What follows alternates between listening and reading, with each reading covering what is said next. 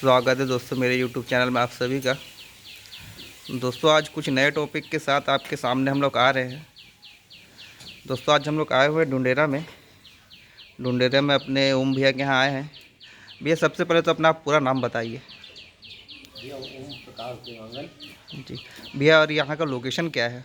यहाँ लोकेशन आपका दुर्ग जिला पड़ता है, रिसाली नगर निगम के अंदर, वार्ड क्रमांक 35। जी, और अपना पूरा नाम भी बता दीजिए। मैं ओम प्रकाश देवांगन। जी, तो भैया ये जो आप बकरी पालन कर रहे हैं कब से कर रहे हैं? ये 29 फरवरी 2012 से हाँ चालू किया है तो और एक बकरियों से चालू करके आज लगातार गिनती में बढ़ाई जा रहा है। हाँ, तो अभी फ़िलहाल आपके पास कितनी बकरियाँ हैं? 55 बकरियाँ हैं। 55 बकरियाँ हैं। तो भैया जो इनके जो खाने का जो खर्चा आता है आपके 55 बकरियों का, वो लगभग कितना आ जाता है महीने का? ये राउंड फिगर का 8 से 10 हज़ार लग जाता है। 8 से 10 हज़ार महीने का। जी। और जैसे इसमें फिर अपना जो इनकम जो आता है वो कितने का आता है इसमें? ये बकरियों पर डिपेंड करता है कि हमने साल में कितना बकरी बेचे, कितने बकरे बेचे, इस पर डिपेंड होता है। ठीक है। मिनिमम हम जैसे मान लें भैया कि साल में अपना 1 लाख खर्चा हुआ 10 हज़ार के हिसाब से, हाँ हाँ। है ना, 1,20,000, तो अपन साल भर में कितना इसमें कमा सकते हैं? इन बकरियों में ऐसे तो देखिए, ब्रीडर के हिसाब से, ब्रीडर जो मदर ब्रीडर होते हैं उन्हीं हिसाब से जितना बच्चा देंगे हाँ वो आपकी कमाई होती है। जी। जैसे अभी मेरे पास करीब करीब ना 25 मदर ब्रीडर है। हम्म तो मदर ब्रीडर अगर 25 बच्चा देते हैं तो एवरेज समझिए 10,000 के हिसाब से आपको 2.5 से 3 लाख रुपये का इनकम हो जाएगा। 2.5 से 3 लाख का इनकम हो जाएगा। जी। तो भैया आपने ये बकरी ही पालना क्यों चुना? आपके पास गाय भी है ना, लेकिन इसके बावजूद आपने बकरी ही क्यों पालने का सोचा और इसमें बड़ा कुछ करने का सोचा? देखिए, मैं बचपन से शौक़ रहा है मेरा। जी। शौक़ रहा है कि मैं जानवर पालूं। तो बचपना में मैं क्या है, बाहर जो बैल घूमते थे जी। मैं उसको घर में ले आके मैं बांध देता था जानवरों को। हाँ। तो इससे घर में ना काफ़ी चिड़चिड़ा जाते थे, बहुत परेशान होते थे। हम्म। एक्चुअल में हमारा नियत वैसा नहीं रहता था, शौक़ के चलते हम लोग ये करते थे। जी जी, बचपन। लेकिन इस शौक़ को ना हमने प्रॉपर कोशिश किया कि आगे करिए, और इसमें हमारे गाय तो मुख्य ही है। उसके बाद बकरी फार्मिंग कर रहे हैं, और निकट भविष्य में हमारे पास अगर व्यवस्था ऐसी हो जाती है तो कुत्ता, कुछ और जो जानवर है उसको अपन रखेंगे। जी, यानी कि बिजनेस के पर्पज से, है ना? बिजनेस पर्पस नहीं, शौक है, लेकिन क्या है अब बिजनेस हो चुका है ये, तो बिजनेस शौक से पर्पस। ही बिजनेस बढ़ा है यानी हाँ, कि, मतलब है ये ना? समझिए जो हमारी बचपन की हॉबी थी आज वो बिजनेस में तब्दील हो गई। हाँ, तो भैया जैसे कोई नया करना चाहे तो किन किन मुख्य मुख्य बातों का इसमें ध्यान रखना चाहिए? देखिए, फार्मर जैसे कोई भी नया करना चाहे तो सबसे पहले तो उनके, वो अपने शौक से पालना चाहते हैं कि अपने बिजनेस पे पालना चाहते हैं, इन चीज़ों को ध्यान रखना पड़ेगा। अगर शौक से पाल रहे हैं तो एक ही दो पाले और शौक को शौक ही रखने दें। जी। अगर वो बिजनेस करना चाहते हैं तो इसके लिए आपको जुनून चाहिए, एक अजीब सा जुनून चाहिए जो उसमें आप कर सकते हैं। जैसे आप अपने कोई सा भी जॉब के लिए 8 घंटा देते हैं, जी। तो इसमें भी आपको वही टाइम आपको देना पड़ेगा। हम्म। और जॉब में तो आप 8 घंटे के बाद फ्री हो जाते हो, लेकिन ये ऐसा बिजनेस है जिसमें आप 8 घंटे फ्री नहीं हो। आप इवन, मैं तो बोलता हूँ 1 घंटे भी फ्री नहीं हो। कोई अगर जानवर सडनली बीमार होता है तो उसको तुरंत ट्रीटमेंट की आवश्यकता होती है। अगर ये नहीं कर पाएंगे तो हमारा बिजनेस ना डिस्टर्ब हो जाता है और हमें बड़ा अमाउंट का लॉस होता है। जी। तो भैया बकरियां जैसे साल में कितने बार बच्चा देती हैं और कितने महीने में बच्चा देती हैं? देखिए, ये मैनेजमेंट के ऊपर डिपेंड करता है। अगर हमारा फीड अच्छा रहा जी। तो हम जमुनापाली से भी करीब करीब ना 10 माह 8 माह में बच्चे ले सकते हैं ना, और हमारा फीड पुअर रहा, हमारा मैनेजमेंट पुअर रहा, हमारा वैक्सीनेशन पुअर रहा, तो हम साल में भी थोड़ा सा ना दिक्कत आते हैं कि बच्चे ले पाए। जी। और भैया ब्रीडर का क्या रोल रहता है मेन? ब्रीडर आपके पास ऐसा होना चाहिए कि हर 2 साल में ना बिल्कुल वो अलग हो जाए। मतलब अपने फार्म का ब्रीडर होना ही नहीं चाहिए, उसको नए फार्म से आप नए ब्रीडर के रूप में उसको ये करें, और कोशिश करें कि ब्रीडर हमेशा बच्चे में ही खरीदें। जी। और भैया ब्रीडर यानी कि कब कब चेंज करना चाहिए, कितने साल यूज़ करना चाहिए ब्रीडर को? देखिए, ब्रीडर का रोल ऐसा है, जैसे कोई ब्रीडर है, कोई बकरी अगर बच्चा दी है, हम्म। जिस ब्रीडर का वो बच्चा है, वो ब्रीडर, वो जो बच्चा है अगले टाइम वो मतलब प्रेगनेंसी के टाइम तक वो जानवर आपका ब्रीडर चेंज हो जाना चाहिए। यानी मतलब आप समझ जाइए कि इन ब्रीडिंग वाला केस नहीं होना चाहिए। जी जी, यानी कि नया ब्रीडर आ जाना हाँ, चाहिए। नया ब्रीडर आपके पास तैयार होना चाहिए, और जो पुराना ब्रीडर है वो आप बेच लो या आप उसको दूसरे फार्म में चेंज कर लो। और भैया जैसे देखा जाए हमारे छत्तीसगढ़ में कौन सी नस्ल सक्सेस है आपके हिसाब से?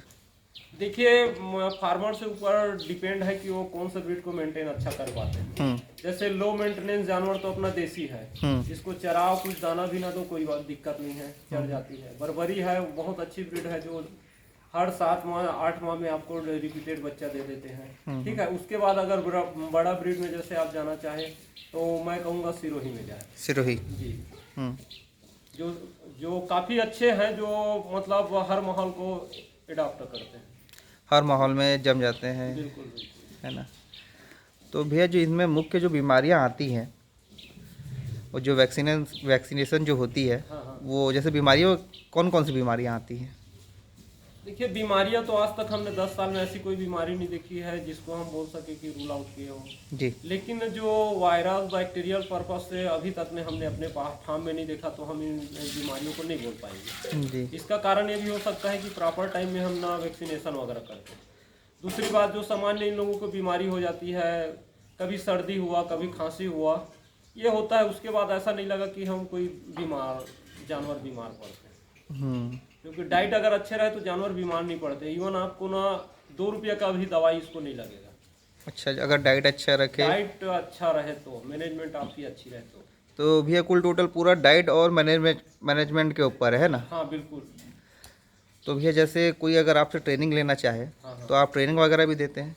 बिल्कुल, लेकिन हम कागजों में नहीं दे पाएंगे ट्रेनिंग। जी। हम फील्ड पे ही ट्रेनिंग देंगे। फील्ड में ही देते हैं? हाँ, कागजों में नहीं दे पाएंगे भाई। और कुछ चार्ज वगैरह लगता है उसका?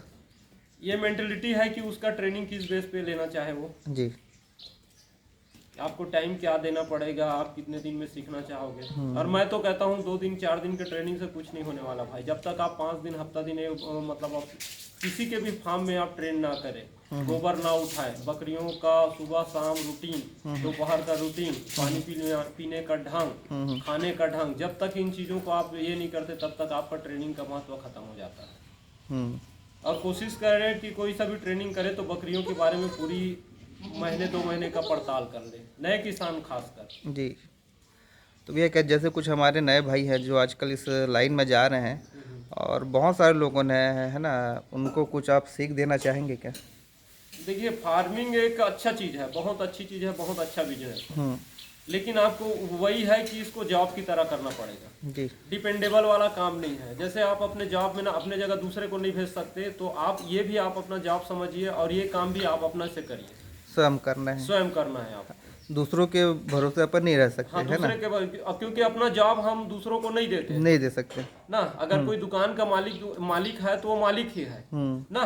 उसके काम भले उसके जो वर्कर हैं वो लोग करेंगे, लेकिन दुकान को मैनेज आप ही को करना है। तो ये भी ऐसा बिजनेस है भाई जिसको आपको ही करना है। आपके वो एक सहयोगी रहेंगे, आपके वर्कर एक सहयोगी रहेंगे। आपको ये करना है तो ये करेंगे, वो करना है तो वो करेंगे, लेकिन आपको देखना आपको खुद को है, और बिल्कुल प्रॉपर टाइम देख कर ही करिए। भैया जैसे खस्सियों का बहुत डिमांड रहता हाँ हाँ। है ना? तो मिनिमम खस्सी जैसे हम 1 साल 1.5 साल रखते हैं तो उसमें कितना अपने को प्रॉफिट हो जाता होगा? देखिए, खस्सी के ऊपर डिपेंड करता है भाई। मैं तो ये भी बता दूं कि लगभग अगर हम 10 जानवर अगर तैयार करने की कोशिश करते हैं बच्चे से, तो उसमें 2 जानवर तो ऐसे रहते हैं जो पुअर रहते हैं। हम कितना भी उसको डाइट कर दे वो अच्छे होते ही नहीं होते जी। तो ये जानवर की क्वालिटी पर डिपेंड करते हैं और उसकी खूबसूरती पर डिपेंड करते हैं कि आप उसको कितना में बेच सकते हैं। अच्छा, तो मेन यानी कि डाइट और खूबसूरती के ऊपर डिपेंड करता है वो कि वो रेट कहाँ तक जाएगा। हाँ, फिर भी भैया एक मिनिमम जैसे 1.5 से 2 साल का खस्सी है, हाँ हाँ।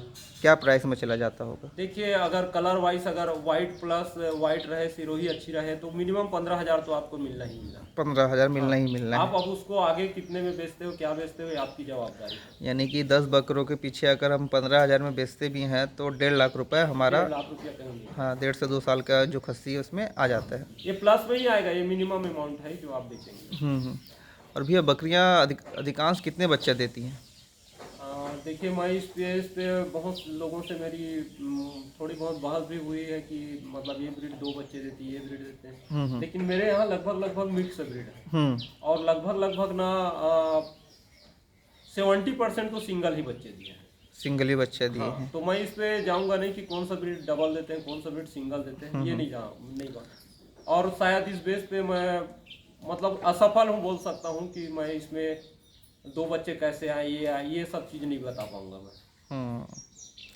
यानी कि मिक्स जो आपका जो ब्रीड चल रहा है अभी फिलहाल उसमें 70% सिंगल ही बच्चे आ रहे सिंगल ही बच्चे आ रहे हैं, और अपन चाहते भी हैं कि सिंगल बच्चे आए, क्योंकि सिंगल का रेट हमको डबल से ज़्यादा मिलता है। हैं। इसकी ग्रोथ भी फिर अच्छी ग्रोथ होती अच्छी है, आती है, हाइट वगैरह हाइट सब बढ़िया वगैरह, आता है। लेंथ, वेट वगैरह सब अच्छे आते हैं, हाँ। दिखते भी सुंदर है। क्योंकि भैया कई लोग बोलते हैं 3 भी देती है, 4 भी देती है ना। तो उसके हिसाब से अभी अपन देखा जाए तो कम से कम 70% हमारे पास सिंगल ही बच्चे आ रहे हैं, है ना।